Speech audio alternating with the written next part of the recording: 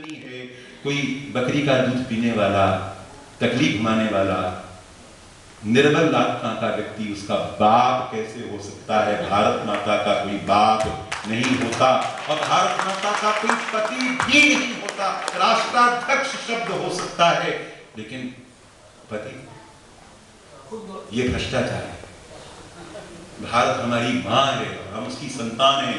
बस केवल एक ही पहचान चलेगी, हम भारत माता के बेटे और हम भारत माता की संतान। भारत हमारी मां है और जिसको ये स्वीकार नहीं है उसको हमारे यहाँ मुफ्त की बिरयानी और कबाब खाने का कोई अधिकार नहीं है।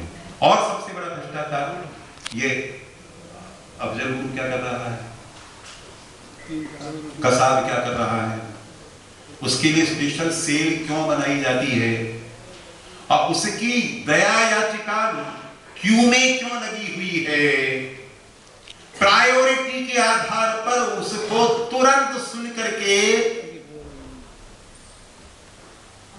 गेट ऑफ इंडिया नहीं, क्या है अपना इंडिया गेट अपने अशोक चौक, क्या नाम है उसका, वहां पर एक स्पेशल मंच बना करके वहां पर इन कुकर्मियों को, नमक हरामों को सरेआम फांसी पर क्यों नहीं टांग देते?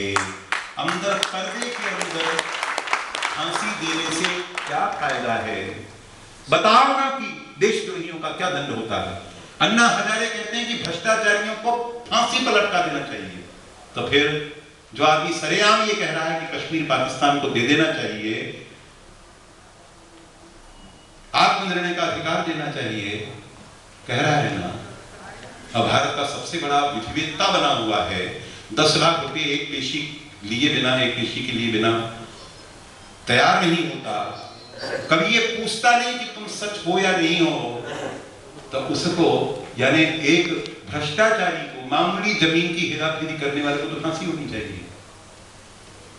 और जो भारत माता के मस्तक का सौदा सरेआम करके कह रहा है कि पाकिस्तान को दे देना चाहिए, आत्मनिर्णय का अधिकार दे देना चाहिए, इतना बड़ा संविधान के साथ बलात्कार करने वाले व्यक्ति को अगर कुछ लोगों ने गांधीवादी तरीके से, अहिंसक तरीके से उसके चैम्बर में जाकर के पीट फूट दिया तो इस पर इतना हाय तौबा क्यों?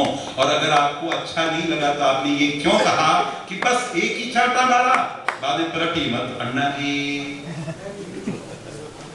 आपको लगा ना कि एक और मारा जाना चाहिए था चाटा, 2-4 और मारे जाने चाहिए थे। तो जो दिल में है वो बात जबान पर क्यों नहीं लाते? हद ए गमे हस्ती से गुजर क्यों नहीं जाते?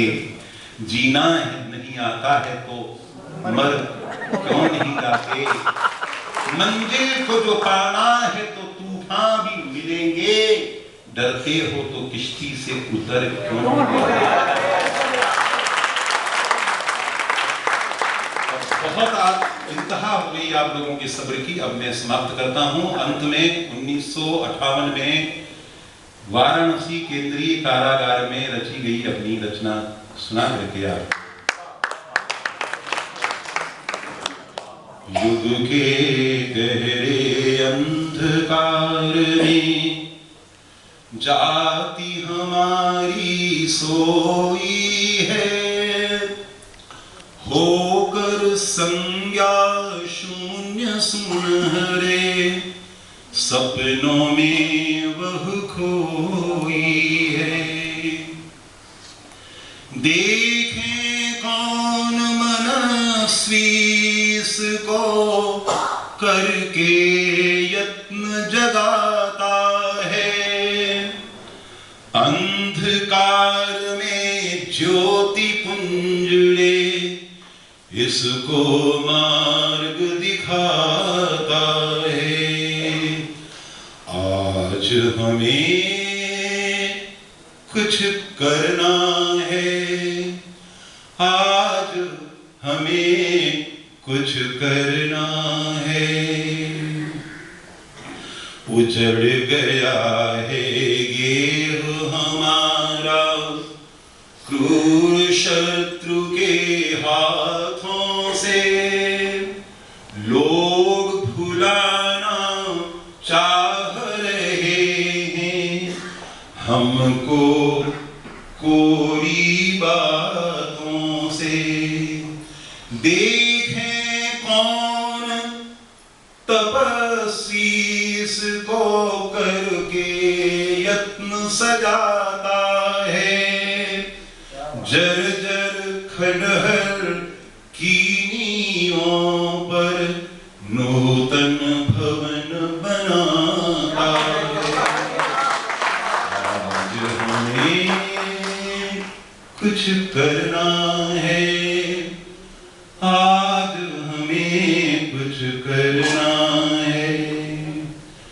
बिछुड़ गई गंगा यमुना से सिंधु नदी सी धाराएं, रावी चिनाब सी सरिताएं, हिंदू कुश गिरिमालाएं।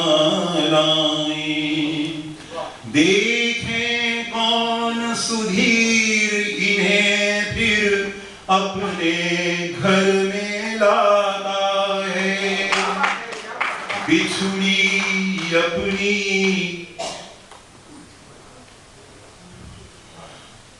माताओं से हमको पुनः मिलाता है। आज हमें कुछ करना है, आज हमें कुछ करना है। सजल नयन भारत जननी के हमको आज निरखते हैं। किसमें कितना बल पौरुष है, इसको आज परखते हैं। देखें कौन जननी के मुख पर फिर मुस्कान खिलाता है। क्षत विक्षत मां के मस्तक पर जय का मुकुट पिन्हाता है। आज हमें कुछ करना है, आज हमें कुछ करना है। मैंने अपने स्वभाव के अनुसार जो भी कहा हो और उससे किसी की भावनाओं को कहीं दूर बैठे बैठे ठेस पहुंच रही हो तो उसके लिए मैं उत्तरदायी कतई नहीं हूं। मैंने जो कुछ कहा है